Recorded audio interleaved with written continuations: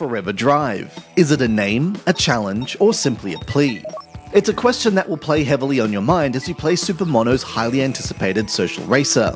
Taken purely as a game, in terms of balance, controls, and design, it's very easy to take its title at face value, giving into your addiction and racing on and on and on.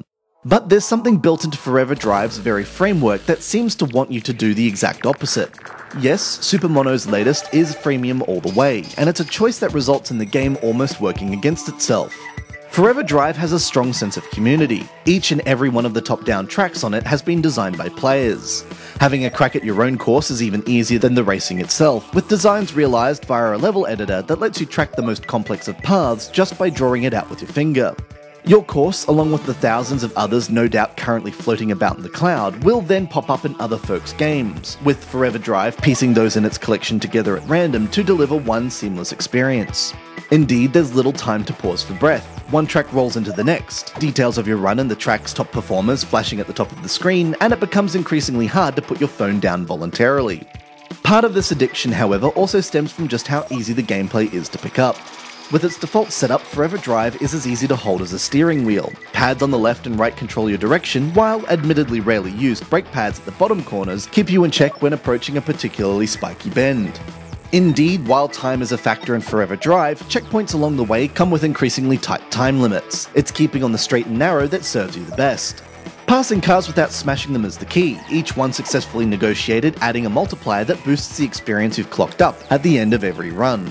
It's the score you manage to amass that determines your world rankings on each track, rather than the time itself. Make it to the end without touching the sides or clashing with traffic and you'll find yourself taking records on tracks aplenty. But Forever Drive's reliance on experience for upgrades slows it down considerably. In Experience Mode, which is where Forever Drive wants you to play, your score is everything. It unlocks both the cars you race with and the buildings that decorate your tracks.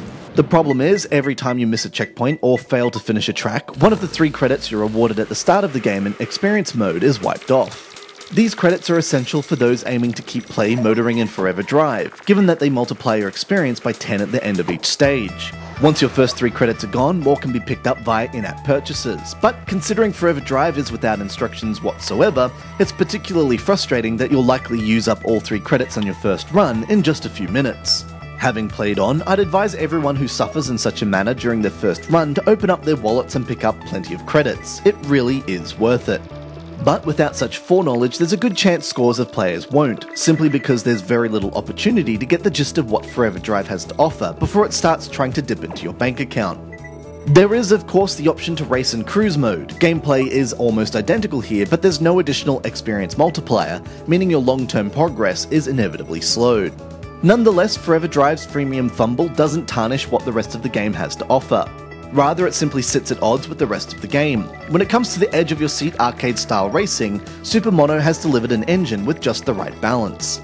It's just a shame the same level of care hasn't been taken in balancing Forever Drive's in-app purchases, because those who put the game down early out of reluctance to fork out will miss out on a game that could sit on your iPhone for as long as its name suggests.